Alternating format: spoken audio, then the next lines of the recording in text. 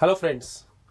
आज के इस वीडियो में हम लोग बात करने वाले हैं कि हम लोग कंस्ट्रक्टर के थ्रू कैसे हम एक ऑब्जेक्ट रेफरेंस को पास कर सकते हैं, यानी पैरामीटराइज कंस्ट्रक्टर में हम कैसे एक ऑब्जेक्ट के रेफरेंस को पास कर सकते हैं। इसी को कभी हम लोग कॉपी कंस्ट्रक्टर भी बोलते हैं, लेकिन जावा में हमारे पास पैरामीटराइज कंस्ट्रक्टर है। उस पैरामीटराइज कंस्ट्रक्टर के अंदर ही हम लोग क्या पास कर रहे हैं, हम लोग पास कर रहे हैं एक ऑब्जेक्ट के रेफरेंस को।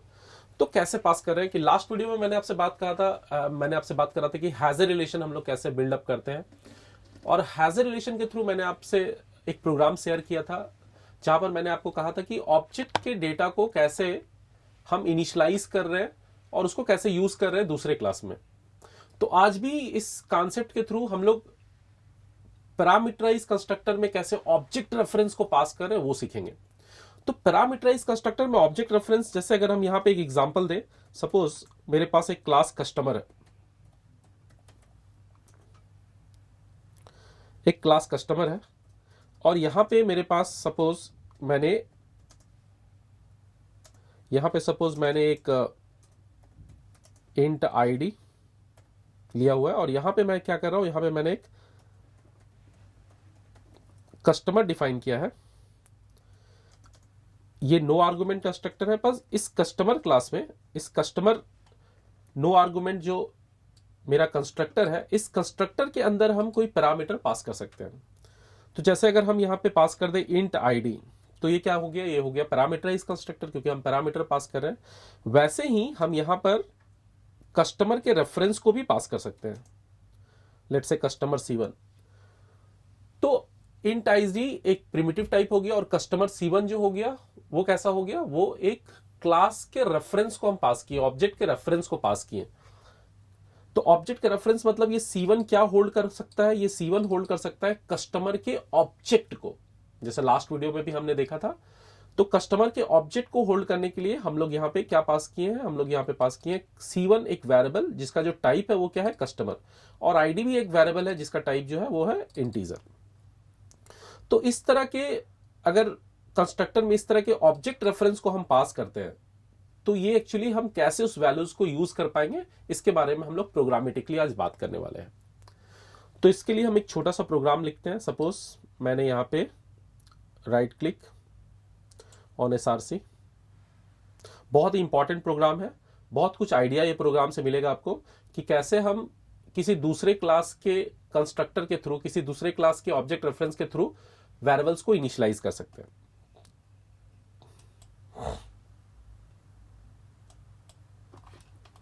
न्यू एक पैकेज लेते हैं, com.ravi डॉट ऑब्जेक्ट रेफरेंस।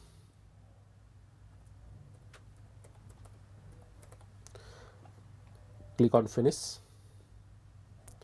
यहां पर सबसे पहले हम क्या करते हैं, यहां पे सबसे पहले हम एक क्लास, सपोज मेरे क्लास का नाम है एम्प्लॉय,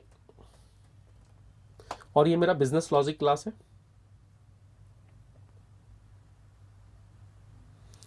अब यहां पर एक और क्लास लेते हैं, सपोज उस क्लास का नाम है मैनेजर, ये भी मेरा बिजनेस लॉजिक क्लास है। और यहां पर टू टेस्ट माय एप्लीकेशन हम यहां पर एक क्लास लेते हैं main. So new class, suppose यहां पे मैंने क्या ले लिया, मैंने ले लिया मेन, और मैंने यहां पे मेन मेथड डिफाइन करा।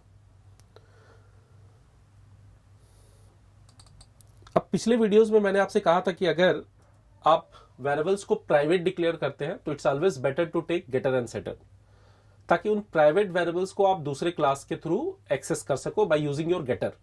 क्योंकि प्राइवेट मेंबर्स को आप बाहर, क्लास के बाहर तो यूज कर नहीं सकते, डायरेक्टली एक्सेस कर नहीं सकते। तो आज गेटर्स सेटर्स के थ्रू हम लोग इस प्रोग्राम को देखते हैं।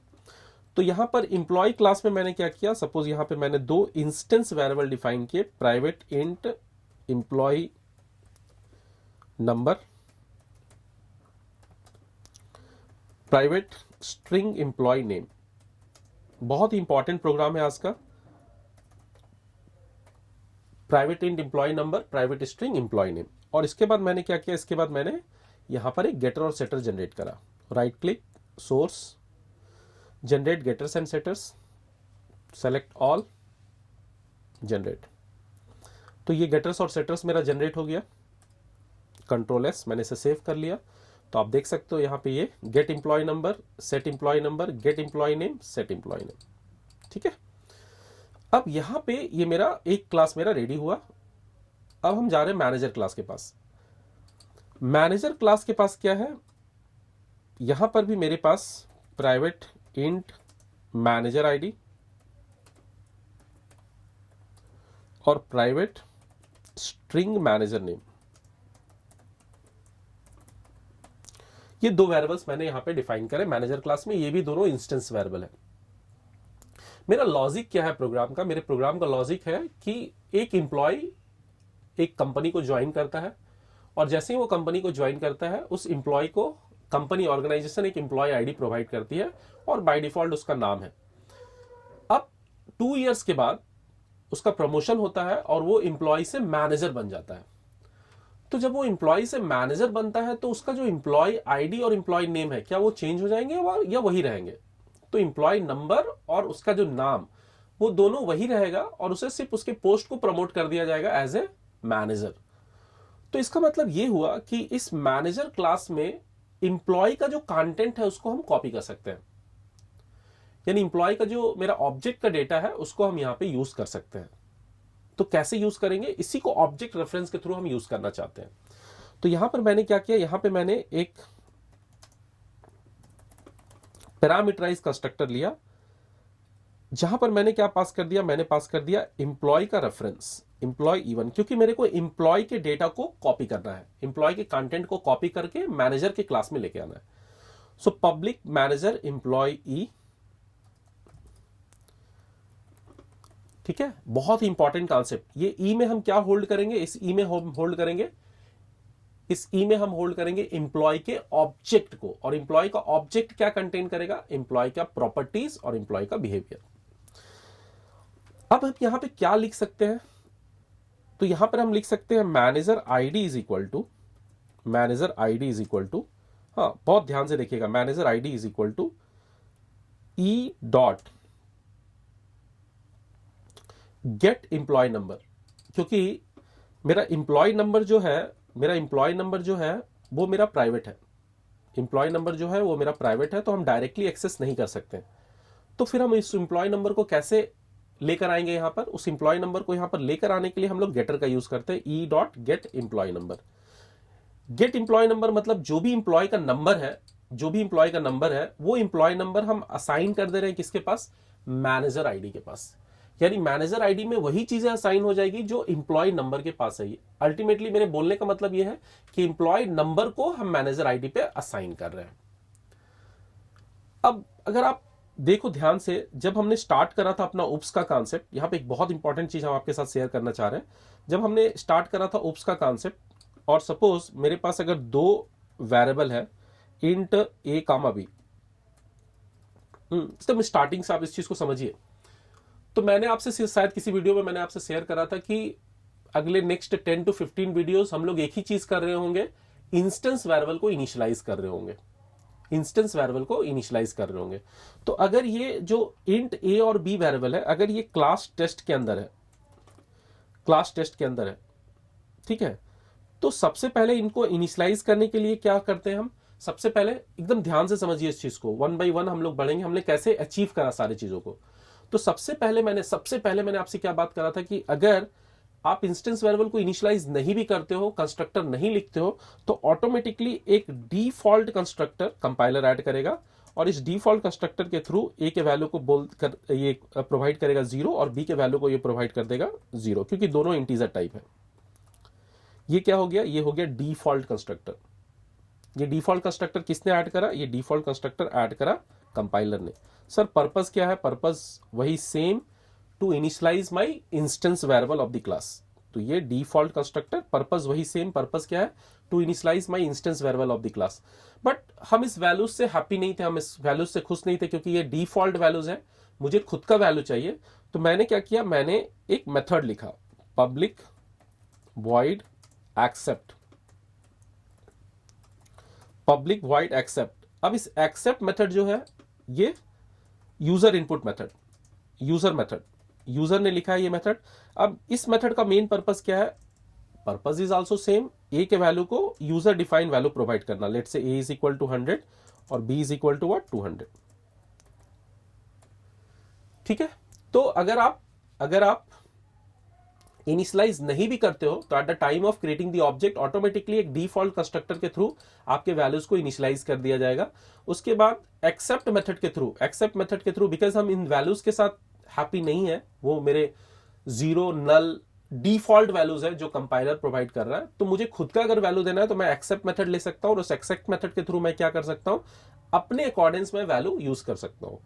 फिर हम लोग आए एक टॉपिक पे कि अगर हम एक्सेप्ट मेथड यूज करते हैं तो हमारा जो वेरिएबल का इनिशियलाइजेशन और री इनिशियलाइजेशन है वो दो अलग अलग जगहों पे हो रहा है। तो इसको एक ही जगह पे करने के लिए, ताकि वेरिएबल का इनिशियलाइजेशन और री इनिशियलाइजेशन दोनों एक ही जगह पे हो जाए, फिर हमने तीसरा कॉन्सेप्ट सीखा। क्या हमने तीसरा कॉन्सेप्ट सीखा? कि हम खुद का एक नो आर्गुमेंट कंस्ट्रक्टर डिफाइन करेंगे। तो यहां पर हम ये नो आर्गुमेंट कंस्ट्रक्टर डिफाइन कर रहे हैं, यानी हम खुद से कंस्ट्रक्टर लिख रहे हैं, नो आर्गुमेंट कंस्ट्रक्टर। पर्पस क्या है? सेम। पर्पस क्या है? Same purpose. यहां पर भी ए का वैल्यू को हम इनिशियलाइज कर रहे हैं अपने हिसाब से, सपोज 150, और बी के वैल्यू को भी हम इनिशियलाइज कर रहे हैं अपने हिसाब से, सपोज 250। ठीक है, फिर हमने क्या देखा? फिर हमने देखा कि ये जो थर्ड पार्ट है, यहां पर सारे ऑब्जेक्ट में सेम वैल्यू इनिशियलाइज हो रहा है, सारे ऑब्जेक्ट में सेम वैल्यू इनिशियलाइज हो रहा है। तब हमने सीखा कि हम यहां पे पैरामीटराइज कंस्ट्रक्टर का भी यूज कर सकते हैं, इंट ए कामा इंट बी। अब ये क्या हो गया? ये हो गया पैरामीटराइज कंस्ट्रक्टर। पैरामीटराइज कंस्ट्रक्टर, और इस पैरामीटराइज कंस्ट्रक्टर का भी पर्पस क्या है? Same sir, same. यहां पर भी हम ए के वैल्यू को, तो यहां पर इंस्टेंस वेरिएबल और पैरामीटर वेरिएबल दोनों का नाम सेम है, this dot A is equal to A, यानी थर्ड पार्टी से वैल्यू लेकर पैरामीटर वैल्यू के थ्रू, पैरामीटर वेरिएबल के थ्रू हम इंस्टेंस वेरिएबल के को इनिशियलाइज कर सकते हैं। और this dot B is equal to what? B. तो यहां पर भी वही सेम पर्पस, इंस्टेंस वेरिएबल को इनिशियलाइज करना। अब जो हम कॉन्सेप्ट सीख रहे हैं आज के डेट में, वहां पर भी सपोज हमने क्या किया, हमने इंप्लॉय का एक रेफरेंस लिया है। यहां पर भी पर्पस तो वही है, सेम। यहां पर भी हम क्या कर रहे हैं, मेरा काम क्या है? ए और बी को इनिशियलाइज करना। तो इंप्लॉय के पास तो एक ही इंस्टेंस वेरिएबल है आईडी, तो हम क्या कर सकते हैं? A is equal to E1 dot employee ID, but employee ID तो मेरा प्राइवेट है, तो यहां पर हम गेटर का यूज कर सकते हैं, गेट इंप्लॉय नंबर, जो आज हम कर रहे हैं, गेट इंप्लॉय नंबर। तो अगर आप इन सारी चीजों को देखो तो एज अ समरी मैंने पूरा उप्स का कॉन्सेप्ट आपको बताया। तो स्टार्टिंग से जो हम करते आ रहे हैं वो क्या करते आ रहे हैं? अल्टीमेटली हम अपने इंस्टेंस वेरिएबल को इनिशियलाइज करते आ रहे हैं। तो क्लास टेस्ट इंट ए कामा बी, यहां पर हमने क्या किया? ए का वैल्यू 0, बी का वैल्यू 0, ये डिफॉल्ट कंस्ट्रक्टर दिया मुझे। हम हैप्पी नहीं थे तो एक्सेप्ट मेथड, फिर नो आर्गुमेंट कंस्ट्रक्टर, और फिर नो आर्गुमेंट कंस्ट्रक्टर के बाद पैरामीटराइज कंस्ट्रक्टर, और आज हम लोग क्या पढ़ रहे हैं? इस पैरामीटराइज कंस्ट्रक्टर के अंदर हम एज ए ऑब्जेक्ट रेफरेंस पास कर सकते हैं। अब यहां पर सिर्फ हम ए ले रहे हैं, बी क्यों नहीं ले रहे हैं? क्योंकि इंप्लॉय के पास, इंप्लॉय के पास है, उसके पास मेरा जो दो डेटा है वो क्या है? इंप्लॉय नंबर और इंप्लॉय नेम। इंप्लॉय नेम मेरा स्ट्रिंग है, पर हमने यहां क्या लिया हुआ है? हमने यहां लिया हुआ ए और बी, वो दोनों ही इंटीजर है। तो ये पूरा समरी के थ्रू आपको समझ में आया होगा। अब अगर हम प्रोग्राम में वापस जाएं तो यहां पर भी मेरा मेन पर्पस क्या है? मेरे इंस्टेंस वेरिएबल को इनिशियलाइज करना। तो यहां पर हम कैसे इनिशियलाइज कर रहे हैं? Manager ID is equal to E dot get employee number, और अब हम मैनेजर नेम को भी इनिशियलाइज करेंगे। Manager name is equal to what? E dot get employee name, E dot get employee name. तो यहां पर मैंने क्या किया? यहां पर मैंने मैनेजर आईडी और मैनेजर नेम को इनिशियलाइज कर लिया इंप्लॉय के रेफरेंस के थ्रू। अब यहां पर हम क्या करेंगे? यहां पर हम एक मेथड डिस्प्ले करेंगे। यहां पे टू स्ट्रिंग का भी यूज कर सकते हो आप, तो मैनेजर के ऑब्जेक्ट को आप डायरेक्टली प्रिंट कर सकते हो, पर उसके बारे में जब बात करेंगे तो यूज करेंगे।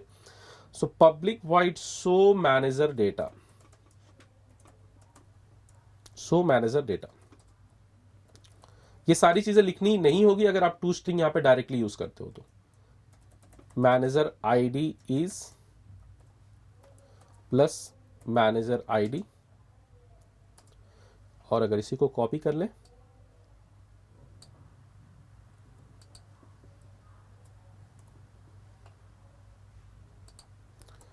Manager name is manager name. अब हम लोग मेन मेथड में जाते हैं और मेन मेथड में जाकर हमने ऑब्जेक्ट क्रिएट करना है। तो सबसे पहले हम एम्प्लॉय का ऑब्जेक्ट क्रिएट करते हैं, क्योंकि पहले एम्प्लॉय फिर manager. Employee E1 is equal to new employee. यहाँ पर सारे सेटर और गेटर्स हमने यूज करे हैं, तो यहाँ पर एम्प्लॉय का ऑब्जेक्ट क्रिएट किया, ठीक है। और एम्प्लॉय का ऑब्जेक्ट क्रिएट करने के बाद आप देखो एम्प्लॉय क्लास में मेरे पास दो इंस्टेंस वेरिएबल है, एम्प्लॉय नंबर और एम्प्लॉय नेम। इनको हम कैसे इनिशियलाइज करेंगे? तो E1 dot set employee number let's say 111। तो इसके थ्रू मेरा क्या हो गया, मेरा जो एम्प्लॉय क्लास का एम्प्लॉय नंबर है वो इनिशियलाइज हुआ, और वही अल्टीमेट पर्पस है मेरा इंस्टेंस वेरिएबल को इनिशियलाइज करना।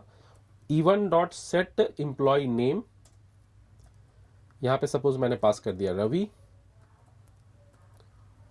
तो एम्प्लॉय ऑब्जेक्ट में ये सारे वैल्यूज सेट हो गए, यानी E1 के पास अभी जो इंस्टेंस वेरिएबल है एम्प्लॉय नंबर, उसका वैल्यू हो गया 111, और E1 के पास जो एम्प्लॉय नेम है उसका वैल्यू हो गया रवि। और इन वैल्यू को गेटर के थ्रू हम रिसीव कर सकते हैं।